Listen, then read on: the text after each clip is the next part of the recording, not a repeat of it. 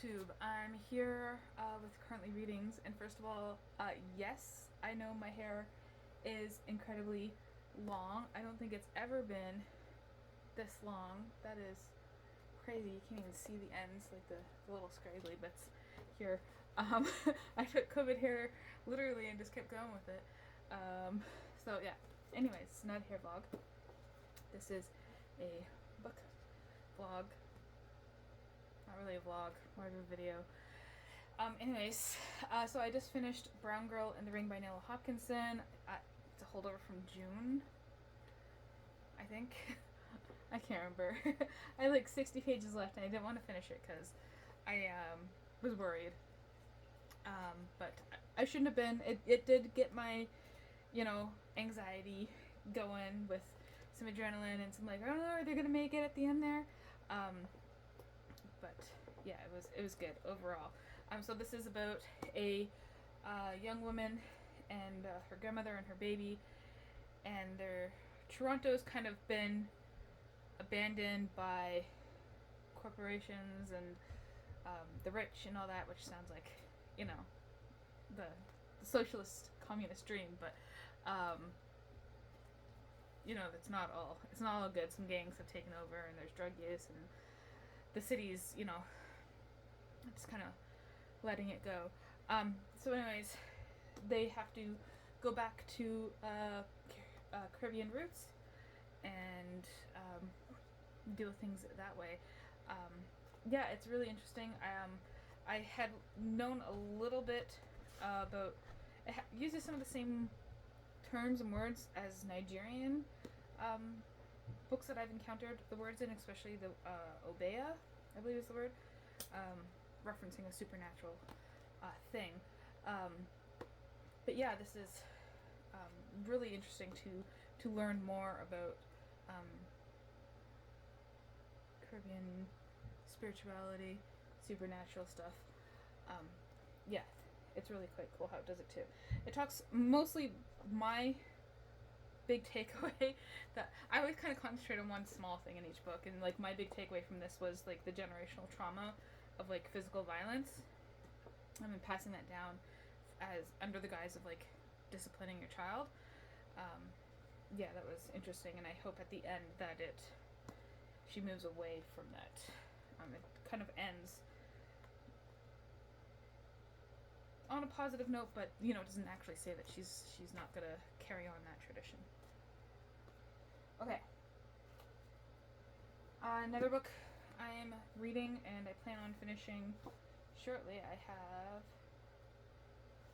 about 90 pages left in it. Is The Coldest Winter Ever by Sister Soldier. And I'm gonna tell you what this book is about, because every time I heard everyone talk about it, they never told me what it's about. And I always thought it was about vampires because it's the lips and that looks like teeth. It says a novel, but it looks like teeth to me. But it's not. It has nothing to do with vampires.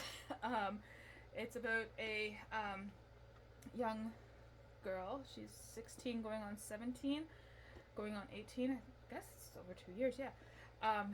And she's the daughter of like the head drug boss dude thing. I'm not familiar with gang terminology, but he was like the big guy in charge of everyone.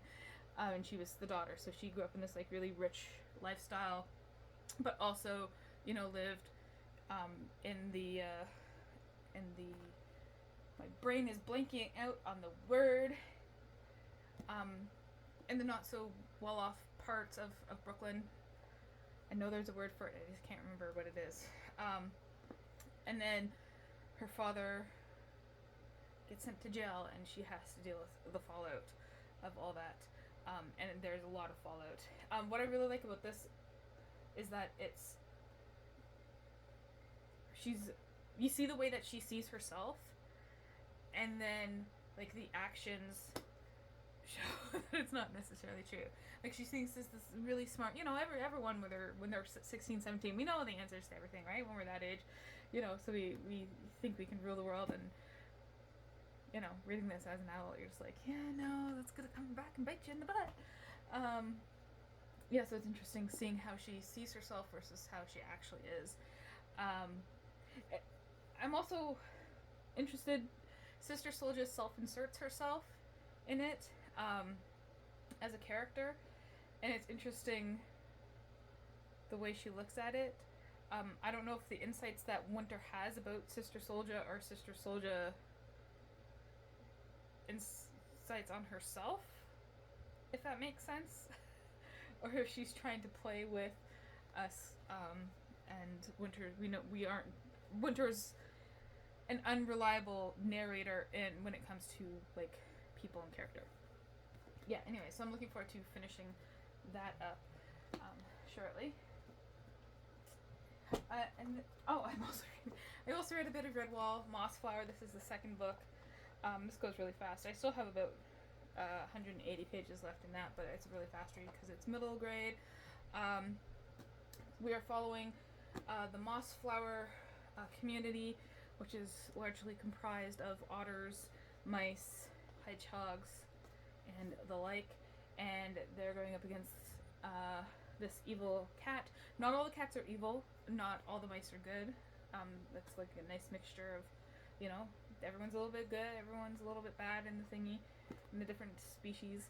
But this really bad cat named Sarmina is just bent on being like a totalitarian, and we're seeing that's not really working. Like, she wanted to control everyone and put them all in jail to work with her, and they all fled. Now she can't feed her army. It's just like, well, duh.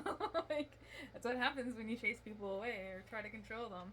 They're gonna leave and screw you over. You can't just have an army and not have anything to support it. Yeah, so I think that's an interesting lesson to come across in a middle grade book. I finished this one, Wittgensteins Elegies by Jan Zawicki, and had a lot to tab in it because I decided to start a new reading project. Interesting. This book was about her. She went to school for philosophy, and she was told that Wittgenstein is a certain way, and then she read the Tractus. I can't remember the order of the words. I think it's TPL, Tracticus Philosophical Logico. Don't quote me on that. She actually read Wittgenstein's work, is what I'm trying to say, and noticed that her professors weren't teaching him the way that she thinks he should come across, and so she wrote this series of poems about it. So it's a poem about philosophy where she's trying to speak for the philosopher in a way. It's an interesting concept. Yeah, and so I was reading that, and I was like, I also read this book before, which is Wittgenstein's Mistress, and I just picked up this book recently, Solipsis, and then I've been wanting to work my way through this philosophy. It's do they dare call it? Okay, no, they don't call it world classics, because it's all just Western philosophy.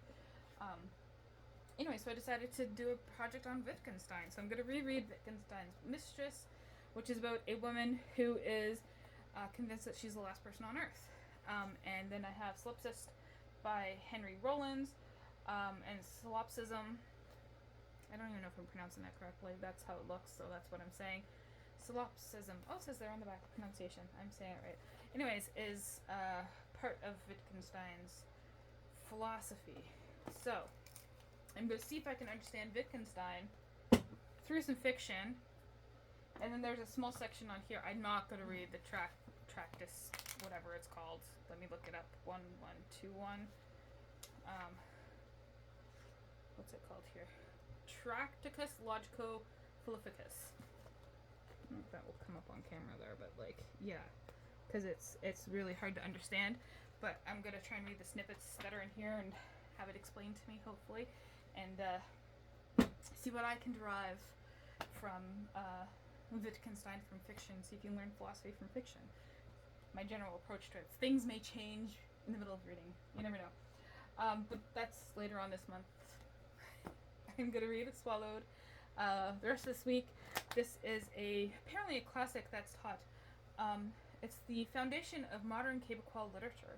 And I've never read it, and I like Canadian literature, and Quebec, despite early attempts to not be a part of the country are a part of the country, and I think that they're stuck here with us now. I decided to read this. Anyways, I've already read 30 pages in, and it's interesting. It's about a young girl.